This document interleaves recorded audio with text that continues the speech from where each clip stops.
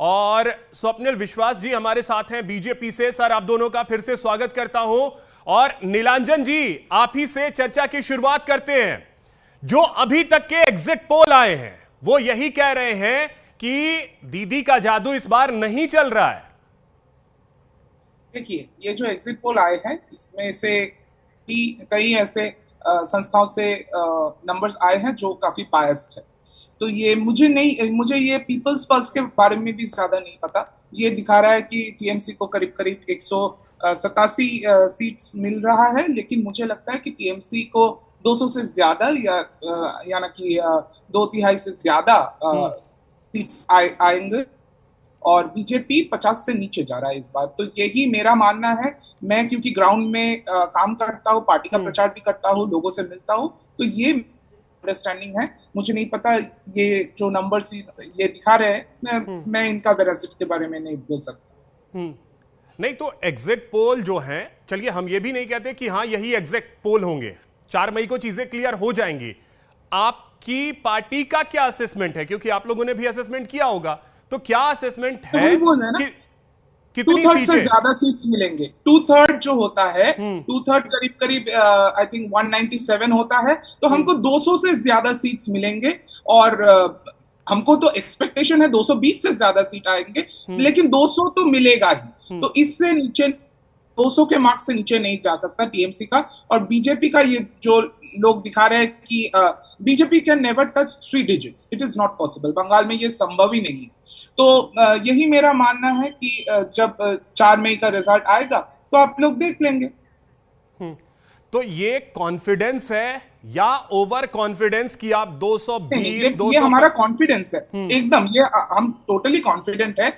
एक तो लोगों से मिलते हैं, लोगों से बात करते हैं, प्रचार में जाते हैं, ये नंबर 1 है। और 5 साल में ममता जी ने काम किया है। ममता जी ने क्योंकि लोगों के बीच में जाकर काम किया है, तो उनके लिए लोगों का एक मतलब गुड थिंकिंग ऐसा है कि लोग बंगाल में आप कह सकते हैं there is a kind of pro incumbency towards Mamata Banerjee. तो ये एक बात है। और ऊपर प्रो इनकम्बेंसी है बंगाल में।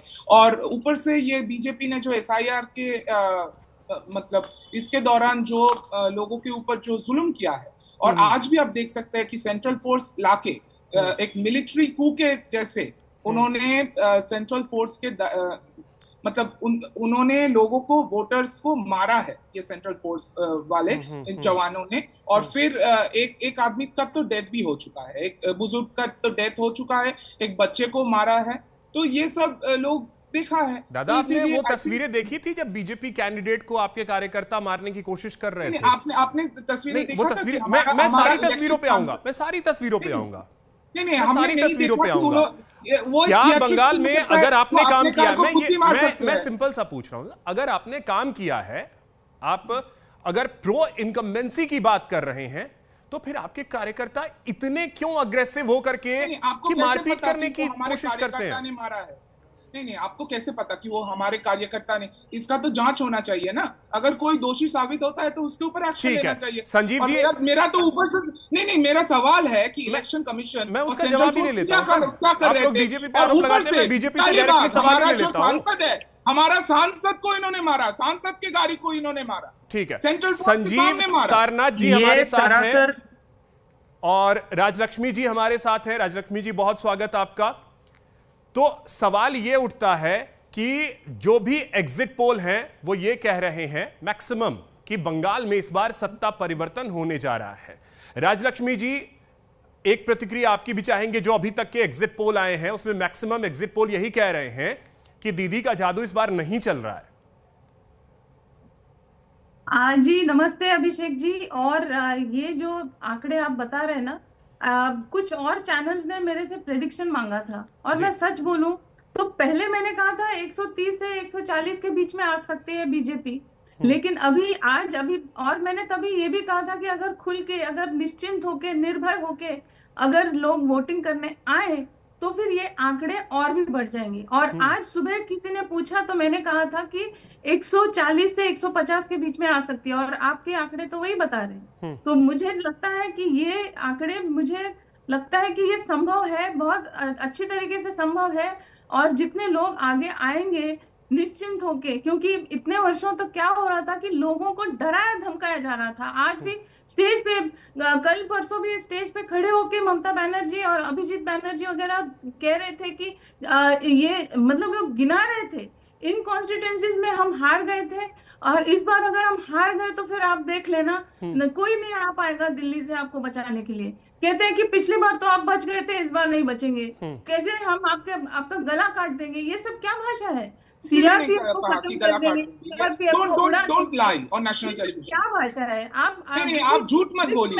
आप एक नंबर का झूठा है। उन्होंने झूठे मोटे आरोप लगाए। अरे आप झूठे हैं। नहीं बोला अभी। मेरे बीच में क्यों बात कर रही हैं आप? अपने आप झूठ नहीं बोल सकते। आप बोल रहे हैं अभिषेक बनर्जी ने कहा कि गला काट देंगे। सरासर झूठ है, सरासर झूठ है। आपने अमित शाह का बात सुना है? अमित शाह ने कहा है कि टीएमसी कार्यकर्ता को उल्टा लटका कर सीधा करेंगे। ये कहा है अमित शाह ने। ममता बनर्जी ने कहा है कि बीजेपी के वर्कर्स को गले पे अपना रस्सी टांग लेना चाहिए, उनको रस्सी से लटक जाना चाहिए, रस्सी से लटक जाना चाहिए। ये आप गले में कोई सी बात पे आपको पॉलिटिकल वायलेंस, कोई भी पॉलिटिकल वायलेंस का बात नहीं है। नीलांजन जी, आपको बीजेपी लोगों को राजलक्ष्मी जी को सुन लीजिए, फिर रिप्लाई कर लीजिएगा। आज जो बीजेपी करते हैं उनको अपने आप की शर्मिंदगी होनी चाहिए। आपके कार्यकर्ताओं ने अरे तुम्हारा जो नेता है, तुम्हारा नेता अमित शाह सबसे बड़ा गुंडा और मवाली बोलता है कि टीएमसी के कार्यकर्ता को उल्टा लटका कर जुड़ा देंगे, उल्टा लटका कर सीधा करेंगे। कार में को आने दो, तुम लोगों को सीधा करते हैं। बोला है कि 15 मिनट भी नहीं लगेगा, 1 मिनट भी नहीं लगेगा। बीजेपी कार्यकर्ता स्वप्निल जी वेट, राजलक्ष्मी जी की बात पूरी हो जाने दीजिए, उसके बाद फिर आते हैं। राजलक्ष्मी जी जल्दी से। टीवी पे धमकी दे रहे हैं, टीवी पे धमकी दे रहे हैं। कोई धमकी देने का बात नहीं है। ये जो अमित शाह ने बोला है वही हम रिपीट कर रहे हैं। आई एम सेइंग कि you will be paid back in your own coin. तुम जैसे बर्ताव करोगे या फिर किया है इतने दिन, वही तुमको रिटर्न में दिया जाएगा। ठीक है, यही बंगाल के लोग टीएमसी को भी कह रहे हैं इस इस बार बहुत इतने दिन कैसे बर्ताव किए हो, इसका जवाब तुमको मिलेगा। इसका जवाब 4 तारीख को मिलेगा। इतने लोगों पे अत्याचार किए हुए। स्वप्निल जी और नीलांजन जी एक सेकंड रुक जाइए। अरे कम से कम इस पैनल में एकमात्र महिला है। महिलाओं को लेकर के इतनी चर्चा आप लोग कर चुके हैं, एक बार धैर्य पूर्वक सुन लीजिए उनको, फिर रिप्लाई कर लीजिएगा। नहीं, वो फेक चीजें नहीं बोल सकते। रिप्लाई कर लीजिएगा। मेरा ओपिनियन है, मैं अपना ओपिनियन भी नहीं रखूं। You are quoting Abhishek Banerjee wrongly. You cannot misquote Abhishek Banerjee. He has said it on stage. No, he has not said it. He has not said it. No, he has not said it. You are lying. You are a barefaced liar. You are a liar. You are a liar. You have no shame. You have no shame. You are a BJP lackey of the first order. Nilanjan जी आप reply कर लीजिएगा sir. मैंने इतने अच्छे से कहा कि एकमात्र महिला हमारे इस पैनल में है। थोड़ा सा धैर्य पूर्वक आप रिप्लाई कर लीजिएगा। मैं आपको पूरा समय दूंगा रिप्लाई करने के लिए, पूरा समय दूंगा, आप रिप्लाई कर लीजिएगा। अरे सर, अभिषेक बनर्जी ने ये नहीं कहा कि दिल्ली से कौन आएगा बचाने के लिए। सरासर झूठ है। अरे सर, दिल्ली से कौन आएगा बचाने के लिए हम भी देखते हैं। ये अभिषेक बनर्जी कहा है, कोई नहीं आएगा। और जिसके लिए वो कह रहे हैं, अरे नीलांजन जी सर नीलांजन जी जिसके लिए अभिषेक बनर्जी कह रहे हैं वो कौन है? वो आप ही के बंगाल की जनता है। हो सकता है आपको वो वोट ना देने वाले हो, तो आपको वोट नहीं देगा तो आप उसको क्या कीजिएगा। बहरहाल ठीक है, अब सुन लीजिए, अब सुन लीजिए, अब सुन लीजिए राजलक्ष्मी जी जल्दी से। जी देखिए, उन्होंने ठीक तरीके से जो है उन्होंने बराबर से नाम बताया कि कौन कौन से कॉन्स्टिट्यूएंसीज में वो हार गए थे। नहीं, आप अरे ठीक है, थोड़ा सा आप बाद में थोड़ा सा धैर्य नीलांजन जी, ऐसे बाद में बोलिए। ऐसे देखिए, उन्होंने कहा कि पिछली बार हम आरामबाग, गोघाट, खानाकुल, परसों में हार गए, और उस बार आप लोग तो बच गए। लेकिन इस बार मैं देखूंगा, I will take responsibility myself. अगर 4 तारीख के बाद में मैं देखूंगा कि कौन आता है, कि इन कॉन्स्टिट्यूएंसीज में अगर हम हार गए तो फिर देख लेना। इन्होंने ये कहा है, तो इसका क्या मतलब है?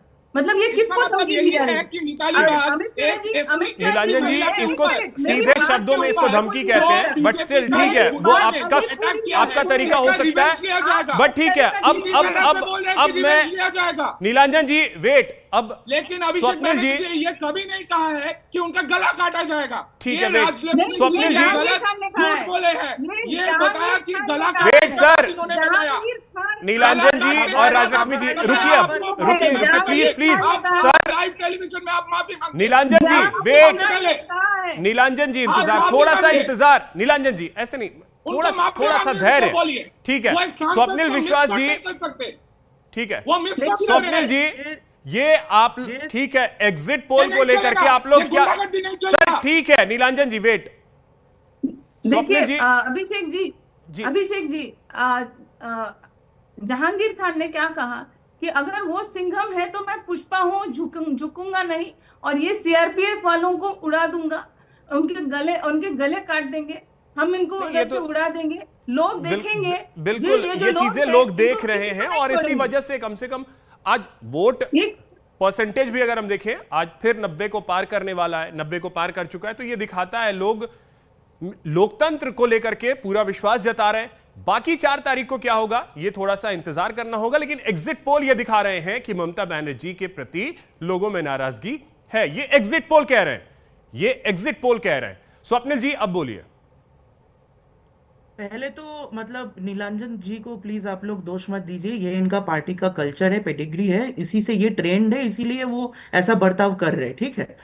दूसरी तरफ अगर वो जो बात बोल रहे हैं मिताली बाग जी का जो केस है, जो अटैक हुआ है, उसका पुलिस रिपोर्ट आया है, उसका इन्वेस्टिगेशन रिपोर्ट आया है, जिसने गाड़ी तोड़ा है उनका वो उन्हीं के पार्टी का मेंबर है, वो उन्हीं के पार्टी का मेंबर है, तो आप झूठ बोल रहे हैं। वो कौन है? वो बाहर का, आपने जो यूपी मांगिए, आप क्यों बीजेपी को बोले हैं? आप माफी मांगिए, यूपी का ठोक दो पुलिस है, यूपी का गोली मारो पुलिस है, आप लोग गोली मारो पुलिस है। वो नीलांजन जी ऐसे नहीं होता है ना, नीलांजन जी ये और दोषियों को सजा दिया जाएगा झूठ दिखाकर। चलिए आ रहा हूं आपके पास स्वप्निल जी और नीलांजन जी। असम में फिर से बीजेपी की सरकार, ये एग्जिट पोल कह रहे हैं, मैट्रिक के आंकड़े ये बताते हैं कि एनडीए को 85 से 95 सीटें मिल सकती हैं, कांग्रेस गठबंधन को 25 से 32 सीटें यहां मिल सकती हैं असम में। ये असम के एग्जिट पोल हैं जहां एक बार फिर से बीजेपी की सरकार बनती हुई दिख रही है। मैट्रिक्स के आंकड़े ये कहते हैं कि एनडीए को 85 से 95 सीटें मिलेंगी। मैट्रिक्स के आंकड़े, कांग्रेस को 25 से 32 सीटें।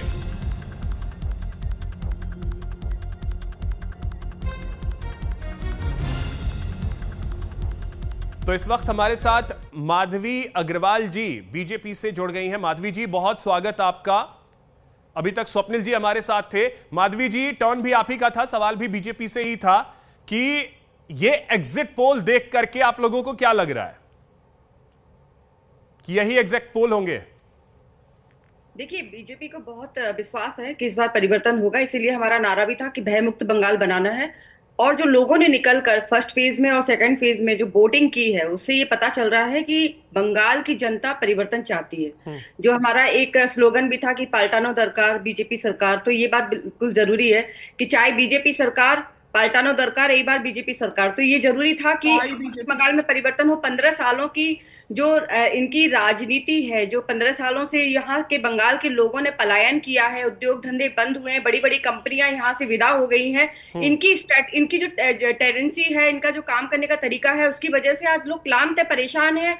महिलाएं जो है वो निश्चिंत नहीं रह पाती है, उनकी सुरक्षा है। और ममता बनर्जी जब इस तरीके की प्रकरण होते हैं तो उस पर जो बोलती हैं उससे भी लोग नाराज हैं। और सबसे बड़ी बात है कि जो बच्चे बंगाल छोड़ छोड़ के दूसरे राज्यों में जाके काम करने के लिए मजबूर है, उनका परिवार आज उनके घर में बड़े बूढ़े जो अकेले रहना पड़ रहा है क्योंकि उद्योग धंधे है नहीं यहाँ किसी तरीके का। और जो भी नई कोशिश की जाती है उस पर सिंडिकेट जिस तरीके से व्याप्त है, कटमनी जिस तरीके से व्याप्त है, पश्चिम बंगाल की जनता ने इसीलिए ये सोचते हुए देखिए कि बहुत बड़ी तादाद में लोगों ने घर से निकलकर भय मुक्त होकर, क्योंकि अभी तक बंगाल में भय, टीएमसी तो कह रही है कि ये एसआईआर के प्रति जो नाराजगी है लोगों की, वो दिखाने के लिए लोगों ने बढ़ चढ़ करके टीएमसी के लिए वोट किया है। देखिए, टीएमसी किसी तरीके से अपने आप को सांत्वना देने की कोशिश कर रही है, लेकिन इसका कोई फायदा नहीं होने वाला, इसका कोई कोई लाभ नहीं होगा इनको, क्योंकि ये सिर्फ अपने आप को सांत्वना दे रहे हैं। इनको पता है कि इस बार इनकी जमीन जो है घसक चुकी है।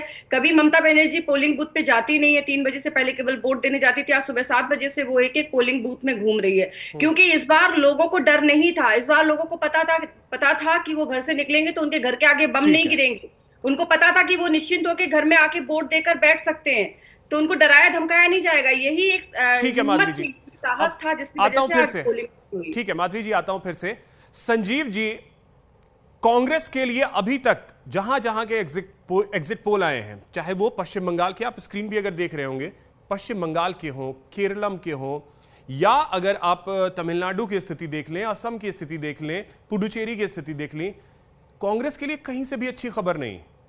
किस तरीके से इस बार कांग्रेस ने चुनाव लड़ा है? देखिए, सिर्फ और सिर्फ जो है वो एग्जिट पोल आए हैं, जो कि एक छोटा सा सैंपल लेकर के बताए जाते हैं। तो मुझे पूरा विश्वास है कि अब जब 4 तारीख को नतीजे आएंगे तो उस तरीके से आप देखेंगे कि कांग्रेस पार्टी को बढ़त मिलती हुई दिखेगी, और असम के अंदर और केरल के अंदर कांग्रेस पार्टी सरकार बनाती हुई आपको दिखेंगी। और ये जो एग्जिट पोल आए, माई इंडिया का मिले या बाकी चीजों का, ये सारे के सारे धरे रह जाएंगे। नहीं, मतलब ये कॉन्फिडेंस कैसे?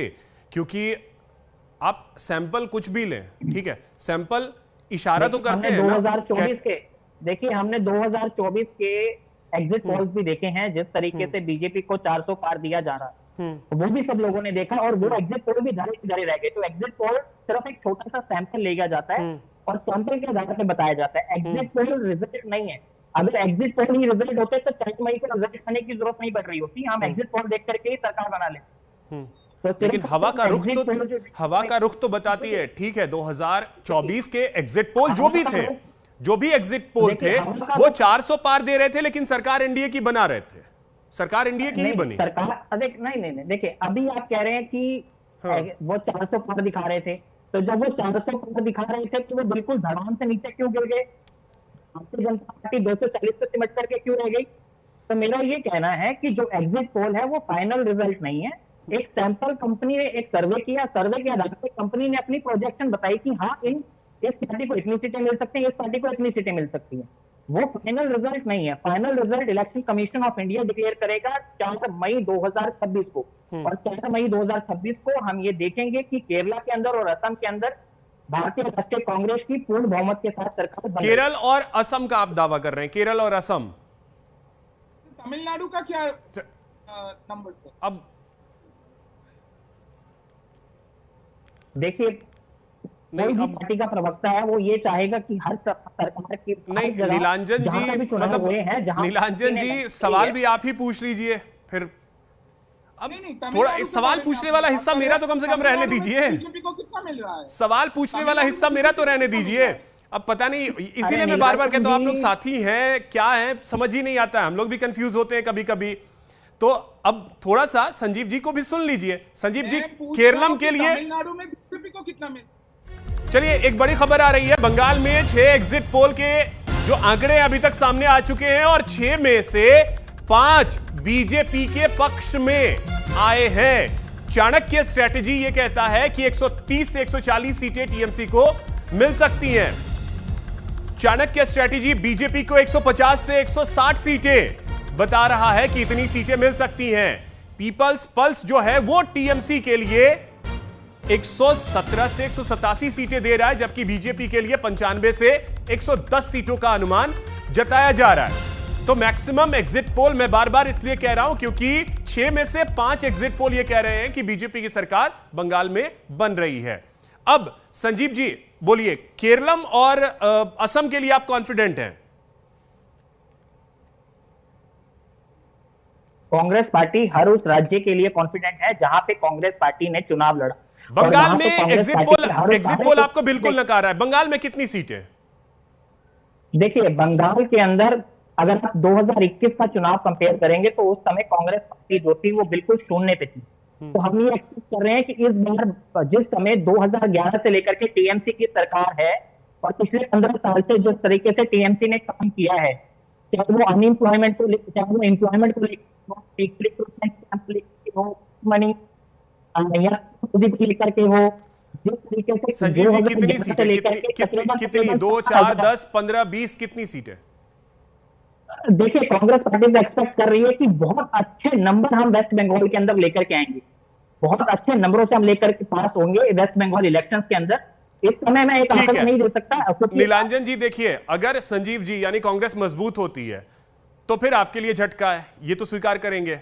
नहीं, एकदम नहीं करता है। अगर कांग्रेस को ज्यादा सीटें मिल रहा है इसका मतलब बीजेपी का सीट्स घट रहा है, क्योंकि बीजेपी ने जो 2021 में जो उन्होंने 77 सीटें उनको मिला था, वो अगर वो उसका पिछले इलेक्शन का 2016 का अगर आप देखेंगे तो सीपीएम और कांग्रेस को जितना मिला था वही शिफ्ट होकर बीजेपी में गया था। तो अगर अभी अगर कांग्रेस का रिसर्जेंस होता है तो इसका मतलब बीजेपी और घट रहा है। टीएमसी का जो अपना जो 48% हमारा जो वोटर चंक है वो इंटैक्ट है, इंटैक्ट रहेगा।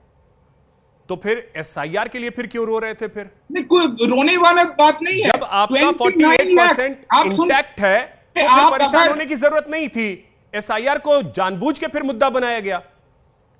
आप सुनेंगे हमारी बात? बिल्कुल, आप ही सवाल ही आप ही से। नहीं, आप सुन लीजिए। एसआईआर के ऊपर हमारा क्या नाराजगी थी, क्योंकि ये एसआईआर इलेक्शन का सिर्फ 2 महीने पहले किया गया है। ये इन्होंने गत 20 साल से इन्होंने नहीं किया, ये हमारा मुद्दा था। और एसआईआर के मामले में जो इन्होंने नीलांजन जी कम से कम यहाँ तो अगर आप बीच में बोलेंगे मुद्दा तो सिर्फ क्या आपका फायदा ये है? नहीं था कि चुनाव से 2 महीने पहले किया जा रहा है, सिर्फ ये मुद्दा हमारा एसआईआर सिर्फ ये मुद्दा था एसआईआर को लेके। हमारा एसआईआर से ऑन प्रिंसिपल कोई झगड़ा नहीं था। हम यही कह रहे थे कि ये प्रॉपर से क्लीन अप हो। और उन्होंने किया, इलेक्शन कमीशन ने क्या किया, बीजेपी से बारात लेके इन्होंने लॉजिकल डिस्क्रिपेंसी के नाम पे हमारा जो करीब 40 से 50 लाख लोगों का इन्होंने नाम काटा। अभी भी 29 लाख लोगों का उनका नाम नहीं उठा, वो अभी भी ट्रिब्यूनल में है, वो वोट नहीं कर पाए। हमारा नाराजगी इसके ऊपर था। और ये चाह रहे थे ये नंबर 1.5 करोड़ के करीब जाए। यही शुभेंदु अधिकारी ने कहा था। वो बोल रहे थे कि 1.5 करोड़ बंगाल में बांग्लादेशी और रोहिंग्या है, ये इनका मैंडेट था। ये इन्होंने मैंडेट दिया था इलेक्शन कमीशन को, उसको हमने फॉइल कर दिया। ममता बनर्जी उसको एकदम से फॉइल कर दिया। उनका जो राजलक्ष्मी जी, तो क्या एसआईआर कोई मुद्दा था नहीं और इसे जानबूझ करके मुद्दा है? लोगों को आपने लाइन में लगवाया। उनका नाम आप बोल रहे हैं कि इनका नाम बैनर्जी है या बंदोपाध्याय है, ये सब करके आपने लोगों को लाइन में लगवाया। आप लोगों से पूछ रहे हैं कि तुम्हारा बाप का क्यों 6 बेटा है, ये कोई कारण हो सकता है किसी का वोट छीनने को? ठीक है, आप सुप्रीम कोर्ट भी गए ना उसको लेकर? हाँ, सुप्रीम कोर्ट में गया और सुप्रीम कोर्ट क्या हुआ? बताया कि इलेक्शन कमीशन एकदम इनएफिशिएंट है, इसीलिए तो सुप्रीम कोर्ट ने ये कहा कि एसआईआर करना गलत है। सुप्रीम कोर्ट ने ये कहा कि एसआईआर करना गलत है।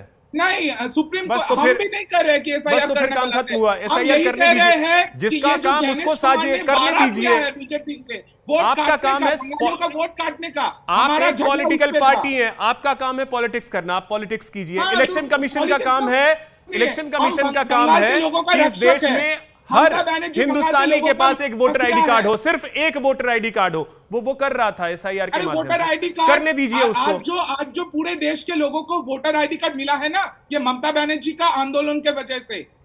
उससे पहले तो वोटर आईडी कार्ड था नहीं, उससे पहले वोटर आईडी कार्ड नहीं था। इतना भी तो आपको नहीं पता। 1993 में ममता बनर्जी ने यूथ कांग्रेस का प्रेसिडेंट होने के नाते ये आंदोलन किया था। आप पूछ लीजिए। राजलक्ष्मी जी, मैं ये जानना चाहूंगा कि क्या एसआईआर कोई मुद्दा था नहीं और इसे मतलब जानबूझ करके एक मुद्दा बनाया गया? अभिषेक जी, सबसे पहले मैं ये कहूंगी कि अभी देखिए, हमने सबकी बातें सुन ली, भले हमें उससे मतभेद हो या ना हो, हमने सुन ली। और मैं कृपा करके आप किसी और को भी मेरे बीच में बात करने की अनुमति ना दें। बिल्कुल। देखिए, एसआईआर ऐसा है कि एसआईआर के लिए जैसे बड़े बड़े प्रेस कॉन्फ्रेंसेस किए थे ये विपक्ष के कितने सारे पार्टियों ने।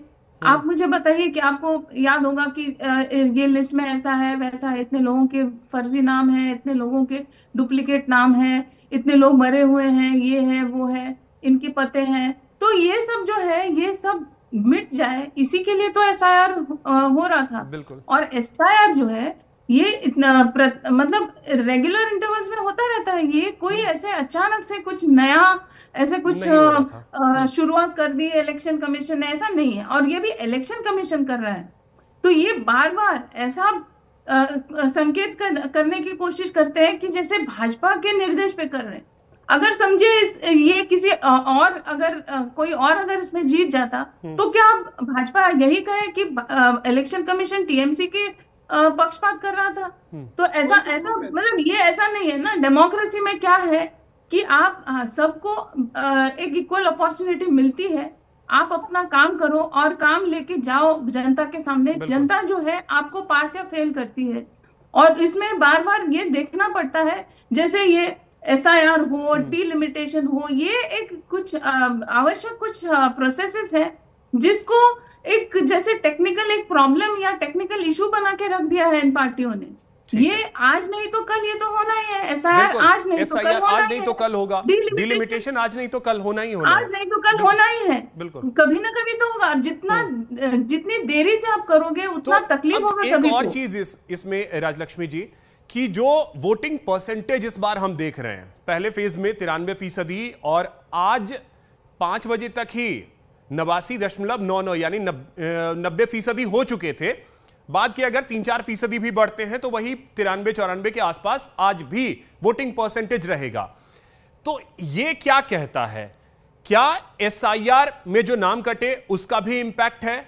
दूसरी चीज ये कि एसआईआर को लेकर के जो टीएमसी ने नैरेटिव बनाया, कई जो लोग हैं ट्रेनों से भर भर के हमने देखा कि लोग बंगाल पहुंचे वोट डालने के लिए, क्या उसका इंपैक्ट था जिसकी वजह से हम 93 और 94% वोटिंग देख रहे हैं?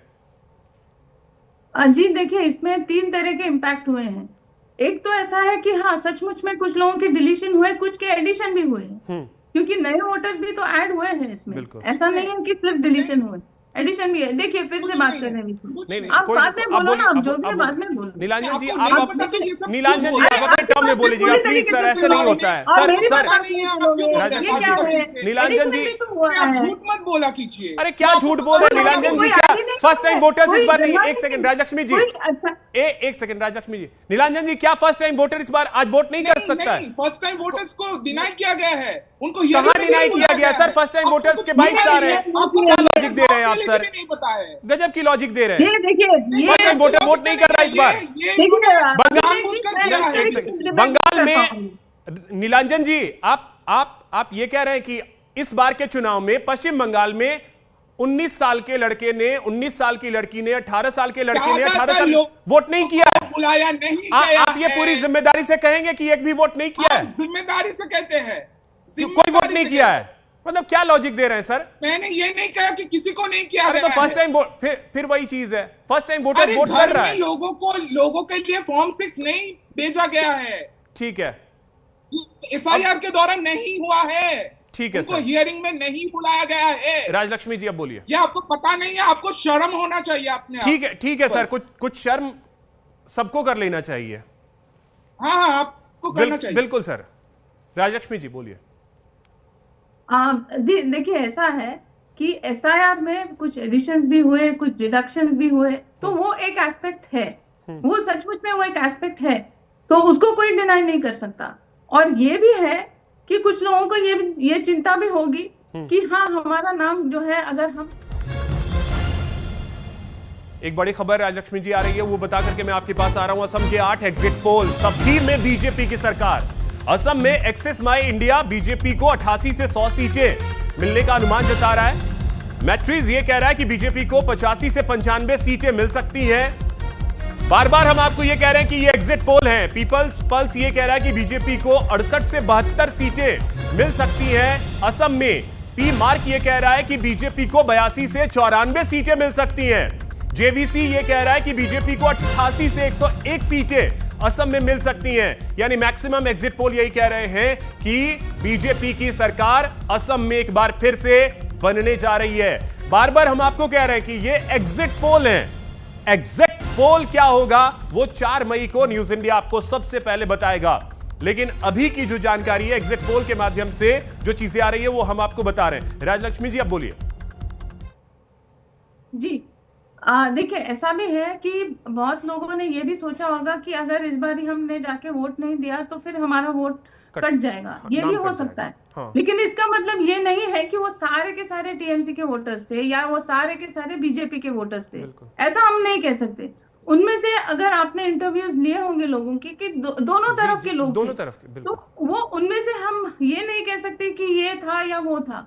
लेकिन एक एक एक और भी एस्पेक्ट इसमें ये है कि ये जो सीआरपीएफ की जो प्रेजेंस है उसकी वजह से, और वो भी इस बार जो है वो 3 गुना सिक्योरिटी दिया गया है, तो कोई भी ये नहीं कह सकता है कि हमें डर था या हम डर के माहौल में थे, इसके लिए इसलिए हम चुनाव नहीं आयोग जा की पाए। पूरी तारीफ होनी चाहिए, चुनाव आयोग की तारीफ होनी चाहिए कि जिस तरीके से चुनावी मैनेजमेंट था वो औसम था।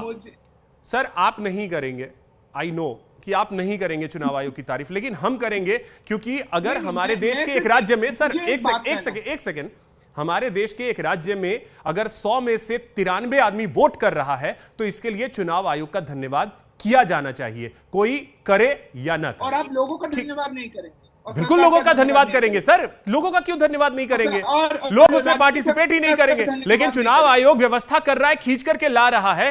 राज्य सरकार को भी तो थोड़ा धन्यवाद कर दो। इलेक्शन कमीशन को पर्सनल कहां से मिलता है? सर आपको स्पेशल थैंक्स है, यही कैसा आपको स्पेशल थैंक्स है? नहीं माधवी जी थैंक यू, इसका कोई ठीक है। अब नीलांजन जी वेट, बाकी भी गेस्ट हैं, बाकी भी गेस्ट हैं। एक छोटा सा बात कहना है कि बीजेपी बोल रहा है कि सब कुछ चंगा से सब ठीक रहा है इस बार, मतलब वोटर लिस्ट क्लीनअप हो गया, थोड़ा सा आप तो उस पार्टी से आते हैं जिसकी मुख्यमंत्री महिला मुख्यमंत्री है, महिला 2 है, अब थोड़ा सा परसेंटेज बढ़ा है, 40% तक पहुंचे, थोड़ा सा रुक जाइए, महिला के पास जाने दीजिए, फिर मैं आपके पास आ रहा हूं। मुझे आप 30 सेकंड भी नहीं देंगे? अरे सर पूरा वक्त मैं आपको दूंगा, बोलिए जल्दी से बोलिए। मुझको दीजिए ना, मैं सिर्फ इतना ही कह रहा हूं कि बीजेपी बोल रहा है कि सब कुछ ठीक चल रहा है, एसआईआर के होने से जो वोटर लिस्ट है क्लीनअप हो चुका है, इस बार सेंट्रल पुलिस बहुत सारा थे, इलेक्शन कमीशन बहुत अच्छा काम किया है, तो सब कुछ ठीक था, कोई प्रॉब्लम नहीं था, बहुत लोगों ने आके वोट किया है, सब हमको वोट मिला है। 4 तारीख अगर बीजेपी हारता है तो उसके बाद वो ये सब ना कहे कि घुसपैठियों ने वोट किया है टीएमसी को, इसीलिए टीएमसी को मैं, फिर आप भी ये गारंटी कर दीजिए कि ईवीएम का रोना नहीं रोएंगे। नहीं ईवीएम का कोई प्रॉब्लम नहीं, सब ठीक। अगर हम इसके बाद अगर हम हारते हैं तो क्योंकि मैक्सिमम जगहों पे ईवीएम का रोना चालू हो जाता है, अगर इसके बाद टीएमसी हारता है तो हम स्वीकार करेंगे। चलिए ठीक है, माधवी जी। एसआईआर का इंपैक्ट दिख रहा है, जो वोटिंग परसेंटेज इतना बड़ा है। देखिए एसआईआर का इम्पैक्ट तो ये है कि पॉजिटिव है, और उससे भी ज्यादा इम्पैक्ट है जो भय मुक्त बंगाल बनाने की बात हुई थी। देखिए लगातार हम लोग चर्चा करते हैं कि जब भी इलेक्शंस होते हैं उस समय बमबाजी होती है, यहाँ पर लोगों को रोक दिया जाता है ताकि वो डर के मारे घर से ना निकल सके। आज भी देखिए कि टीएमसी के कुछ कार्यकर्ताओं के घर से बने हुए बम मिले हैं। तो ये पश्चिम बंगाल की राजनीति में सबसे ज्यादा चर्चा किस बात की होती है आप भी जानते हैं, मैं भी जानती हूँ। हम लोग अक्सर जो है चुनाव के समय में वायलेंस की चर्चा करते हैं, उस पर डिस्कशन करते हैं, उसके बाद में पोस्ट इलेक्शंस भी वायलेंस होते हैं। तो ये सारी चीजों को जो है ये जब केंद्र मतलब एक तरीके से चुनाव आयोग ने जब ये आश्वासन दिया और ये पूरी तरीके से दिखा भी, जब यहाँ केंद्र बल स्थापित हुई और आई, तो लोगों को ये विश्वास जमा की, और फिर गृह मंत्री ने ये भी कहा कि चुनाव होने के बाद भी 2 हफ्ते तक यहाँ पर रहेगी केंद्र बल। तो ये विश्वास जमा कि नहीं अब हम वोट देंगे तो हम सुरक्षित हैं, हमें जो है डिटेन नहीं किया जाएगा, हमें बाद में। लेकिन माधवी जी अभिषेक बैनर्जी तो कह रहे हैं कि 4 तारीख के बाद हम बताते हैं दिल्ली से कौन आता है बचाने। ये तो खुल करके वो खुले मंच से कह रहे हैं कि 4 तारीख के बाद हम बताते हैं। यही तो बात है ना कि 4 तारीख के बाद वो क्या बताना चाहते हैं। अगर जीत जाते हैं या हार जाते हैं तो क्या बताएंगे, बताना क्या है इसमें? मुझे तो ये समझ में नहीं आ रहा है कि बताने वाली बात क्या है। सीधी सी एक ही बात होगा, बदला होगा। नहीं बता क्या कहा आपने? बदला होगा, बदला आ रहा हूं माधवी जी। एक बड़ी खबर है, एग्जिट पोल, असम में बीजेपी की सरकार बनने का अनुमान, और बीजेपी के लिए अच्छी खबर, असम से और पश्चिम बंगाल से तमिलनाडु में डीएमके की वापसी के अनुमान है, ये एग्जिट पोल कह रहे हैं। केरल में 10 साल बाद यूडीएफ सरकार बनने का अनुमान है। पुडुचेरी में एनडीए की वापसी का अनुमान है, जो ये एग्जिट पोल कह रहे हैं। हम बार बार आपको कह रहे हैं कि ये सभी एग्जिट पोल हैं, एग्जैक्ट पोल नहीं। एग्जिट पोल क्या होगा, ये 4 मई को न्यूज इंडिया आपको सबसे पहले बताएगा। इन 5 राज्यों के परिणाम क्या होंगे, ये 4 मई को हम आपको बताएंगे। लेकिन अभी जो एग्जिट पोल है, वो मैक्सिमम एग्जिट पोल यही कह रहे हैं कि बंगाल और पुडुचेरी और साथ ही साथ असम में बीजेपी के लिए अच्छी खबर है। माधवी जी, बहुत बहुत संघर्ष किया है, 300 से ज्यादा हमारे कार्यकर्ताओं ने अपनी जान दी है और ये लंबा संघर्ष है। आप देखिए जो आज ये स्थिति हुई है, मैं कह रही हूँ कि 2011 से हमारा जो रेशियो बढ़ना शुरू हुआ, 3 सीट से हम 77 सीट पर आए। उसके बाद आप देखिए कि 3% वोट, फिर 10% वोट, फिर 38% वोट, और आज ये एग्जिट पोल आ रहे हैं, आज ये जो मेहनत सार्थक होती हुई दिखाई दे रही है, इसमें बहुत बड़ा हम लोगों का एक तरीके से संघर्षरत जीवन रहा है, जिसमें ये बहुत जरूरी मैं कोट करना चाहूंगी कि संघर्ष क्यों हुआ। बाकी जगहों पर भी ऑपोजिशन काम करती है, लेकिन वहां इतनी तादाद में ना तो हिंसा होती है, ना डराया धमकाया जाता है, ना लोगों की मौतें होती है। बड़ी चिंताजनक स्थिति है कि किसी भी देश में, डेमोक्रेटिक देश में इस तरीके की स्थिति बनती है कि चुनाव के बाद हिंसा होती है और लोगों को मार दिया जाता है, बम फट जाते हैं। तो आज हमारे लिए अगर ये एग्जिट पोल आ रहे हैं, तो हमारे लिए क्या, पूरे देश के लिए बहुत खुशी की बात है कि पश्चिम बंगाल में जो रक्त रंजित राजनीति का इतना काला इतिहास सदियों से रहा है, वो अब और शायद एक लंबे अरसे के बाद कोई ऐसा चुनाव हुआ है जहां हाँ छिटपुट चीजें हुई हैं, लेकिन मतलब एक बहुत ज्यादा होता था, बहुत कम हुआ है। तो ये इसके लिए अप्रिशिएट, मैं पहले ही कह चुका हूं कि चुनाव आयोग को इसके लिए अप्रिशिएट करना चाहिए हर हाल में। और जो वहां पे सीआरपीएफ के जवान हैं, उनको सैल्यूट है कि उन्होंने जिस तरीके से चीजों को मैनेज किया, इसमें कहीं कोई शक नहीं है। आता हूं फिर से माधवी जी। सीआरपीएफ का जो जवान ने लोगों को मार दिया, आज एक बुजुर्ग को मार दिया, उसके लिए आप क्या कहेंगे? उसकी भी जांच हो जाएगी सर, उसकी भी जांच हो जाएगी। को मार दिया, उसकी भी जांच हो जाएगी। बाकी अभिषेक बनर्जी तो अपने हिसाब से कह ही रहे हैं, एक लोगों उसकी भी जांच होगी। 2021 में शीतलकुची में ये सीआरपीएफ उसकी भी जांच हो जाएगी। लोगों को वही तो कह रहा हूं, उसकी भी जांच होगी। बाकी तो अभिषेक बनर्जी कह ही चुके हैं कि हम अपने हिसाब से कर लेंगे 4 मई के बाद।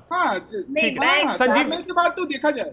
मैं छोटा सा उत्तर दूंगी। देखिए, मैं जहां तक समझती हूँ कि हमारे देश की जो फौज है, हमारे देश के जो जवान है, वो फौज नहीं है, वो अमित शाह का गुंडा है। सीआरपीएफ क्या, प्लीज सर, सीआरपीएफ के लिए ऐसे शब्दों का प्रयोग मत कीजिए। ये देखिए सर, एक सीआरपीएफ क्या है सर? मतलब ये अमित शाह क्या बोल रहे हैं नीलांजन जी, आप लोग क्या शब्दों का प्रयोग करते हैं सर, और वो भी हमारे देश के जवान के लिए। और आप यही मानसिकता, ये मानसिकता और भी ज्यादा झलकेगा अभी। माधवी जी एक सेकंड, संजीव जी के पास मैं आ रहा हूँ। नीलांजन जी देखिए, अभी आपने कहा था ना, संजीव, नीलांजन जी उल्टा करके, नीलांजन जी अभी आपने कहा था ना, नीलांजन जी अभी आपने कहा था ना, एक सेकंड मैम, नीलांजन जी अभी आपने कहा था ना कि थोड़ी सी शर्म आप भी कर लीजिए। वही है, शर्म हर किसी के आंखों में होनी चाहिए। अगर किसी कोई भी, प्लीज सर, अगर किसी भी शख्स को देश के, अगर सीआरपीएफ के जवान आपको देशभक्त, और सीआरपीएफ के जवान अगर आपको, मैं शब्द भी इस्तेमाल नहीं कर सकता, अगर वैसे नजर आते हैं, फिर आपको सलाम है सर, आपकी पार्टी को सलाम है सर। चलिए ठीक है, संजीव तारनाथ जी, संजीव जी, नीलांजन जी, गुड सर। मैं विश्वास नहीं कर पाता कि सीआरपीएफ के जवान के लिए ऐसे शब्दों का प्रयोग आप करते हैं। ये बहुत ही वाहियात किस्म के शब्द हैं जिसका प्रयोग आपने सीआरपीएफ के जवान के लिए किया। बहुत ही वाहियात किस्म के शब्द हैं। और इनको बोलने दीजिए, और इनके ऊपर कार्रवाई भी होगी। इनकी वास्तविकता आज न्यूज इंडिया के मंच पे सर, टीएमसी कार्यकर्ता के घर में घुस, नीलांजन दास जी, आज नीलांजन जी, आज न्यूज इंडिया के मंच पे पूरे देश ने देखा है कि आपने सीआरपीएफ के जवान के लिए किस तरीके के शब्द का प्रयोग किया है। देखिए, वो रिपीट कर रहे हैं वापस, बिल्कुल नहीं रिपीट कर रहे हैं वापस। इनको कोई मलाल नहीं है, कोई इनको क्षोभ नहीं है किसी तरीके की। पूरा हिंदुस्तान देख रहा है, पूरा हिंदुस्तान देख रहा है। संजीव जी, नीलांजन जी, बहुत ही बेकार से शब्द है। अब संजीव जी, मैं आपके पास आ रहा हूं, ठीक है मैम। संजीव जी, सवाल यह है कि कांग्रेस को क्या सोचने की जरूरत नहीं है? बंगाल में एक समय सत्ता में थे, लंबे वक्त तक सत्ता से दूर रहे, लेकिन मुख्य विपक्षी पार्टी के तौर पे आप वहां बने रहे। लेकिन जब से ममता बनर्जी आपसे अलग हुई, उसके बाद से कांग्रेस का अस्तित्व ही धीरे धीरे करके खत्म हो गया। अब जो गैप था शायद लेफ्ट और टीएमसी के बीच में, उसे बीजेपी ने भर दिया। बीजेपी और टीएमसी आ गए, कांग्रेस धीरे धीरे वहां से खत्म हो रही है। आपको थोड़ा सा नहीं लगता है कि इसमें आत्मचिंतन की जरूरत है अब पार्टी को? देखिए, पार्टी ने आत्मचिंतन किया और उसके बाद फैसला लिया कि हम सारी की सारी सीटों पे कंटेस्ट करेंगे। तो पार्टी ने 294 सीटों के ऊपर अपने उम्मीदवार उतारे और हर एक उम्मीदवार ने करके पूरी मेहनत करके, हर एक पार्टी के कार्यकर्ता ने पूरी मेहनत करके अपना 100% इस इलेक्शन के दौरान दिया। और हम पूरी तरीके से आश्वस्त हैं कि भारतीय राष्ट्रीय कांग्रेस वेस्ट बंगाल के इलेक्शन में बहुत अच्छा रिजल्ट लेकर के आएगी। और हम देखेंगे कि जिस तरीके से अभी आपके जो एग्जिट पोल दिखा रहे हैं कि कांग्रेस सीट मिल रही है और कमीशन दिखा रहे हैं कि कांग्रेस पार्टी को कोई भी सीट नहीं मिल रही है, तो मैं आपके 4 तारीख को मैं आपके टीवी चैनल पर बैठ करके डिबेट करना चाहूंगा और उस समय हम देखेंगे कि कांग्रेस पार्टी ने बहुत अच्छा प्रदर्शन किया और वेस्ट बंगाल के इलेक्शन के अंदर कांग्रेस पार्टी बहुत अच्छी पार्टी बनकर के उभर के सामने आई। बहुत हद तक एग्जिट पोल जो है वो हवा का रुख बता देते हैं सर, ये तो स्वीकार करेंगे, बहुत हद तक हवा का रुख बता देते हैं। नहीं, मैं स्वीकार और नहीं करूंगा, कांग्रेस को लेकर सर, क्योंकि इससे पहले भी हाँ जी ठीक है बताएं। कांग्रेस को लेकर के हमने चुनाव प्रचार के दौरान भी चीजें देखी हैं कि कांग्रेस उतना अग्रेसिवली प्रचार करते हुए भी नहीं देखी है। राहुल गांधी की रैलियां रद्द होती रही हैं, उनकी रैलियां रद्द होती रही, बट कांग्रेस पार्टी के हर एक नेता ने जो भी वहां पे स्टार कैंपेनर थे जिन्होंने चुनावी रैलियां करी, उन्होंने भारतीय जनता पार्टी के और टीएमसी के जितने भी बड़े से बड़े दिग्गज नेता थे, उनके जितने भी एलिगेशन थे कि 11-15 जो उनका कार्यकाल था टीएमसी का। संजीव जी, मैं आपसे पूछता हूं, राहुल गांधी ने कितनी रैलियां की पश्चिम बंगाल में? राहुल गांधी ने कितनी रैलियां की? प्रियंका गांधी ने कितनी रैलियां की? आपके स्टार प्रचारक में मल्लिकार्जुन खड़गे ने कितनी रैलियां की? आप खुद ही बता दीजिए सर। राहुल गांधी का तो काफी सारा रैलियां तो इलेक्शन कमीशन ने कैंसिल कर दिया। नीलांजन जी, ये मतलब आप कांग्रेस ज्वाइन तो नहीं कर चुके? आप इलेक्शन कमिशन को इतना मतलब सर्टिफिकेट दे रहे हैं, उसको सैल्यूट कर रहे हैं, इसीलिए बोल रहा हूं कि देश का जो एलओपी है शायद इसका जवाब संजीव जी के पास भी होगा, या संजीव जी के पास जवाब नहीं होगा? बोलिए संजीव जी। देखिए, मैं वही आपको बताना चाह रहा हूं कि कांग्रेस पार्टी के हर एक स्टार कैंपेनर ने, चाहे उनकी रैलियां 2 रही हो, 4 रही हो, 5 रही हो या 1 रैली रही हो, हर एक मुद्दे को जो वेस्ट बंगाल की जनता से निर्णायक रिजल्ट है, जो वेस्ट बंगाल की जनता चाहती है, जो उनके जमीनी मुद्दे हैं, जो पिछले 15 साल के कार्यकाल के अंदर टीएमसी के अंदर नहीं पूरे हो पाए, जो भारतीय जनता पार्टी विपक्ष में होने के बावजूद उन मुद्दों को उठाने किया। चलिए ठीक है, आपने कौन से मुद्दे उठाए और उन मुद्दों पे जनता ने कितना भरोसा किया है, ये 4 मई को पता चल जाएगा। वक्त मेरे पास इतना ही है। बहुत शुक्रिया आप सभी का हमारे साथ जुड़ने के लिए और इस चर्चा में शामिल होने के लिए। इसी बीच आपको बता दें, बंगाल में दूसरे चरण में भी वोटिंग के दौरान झड़प हुई है, मारपीट हुई है, जीत के तमाम दावे हुए। भवानीपुर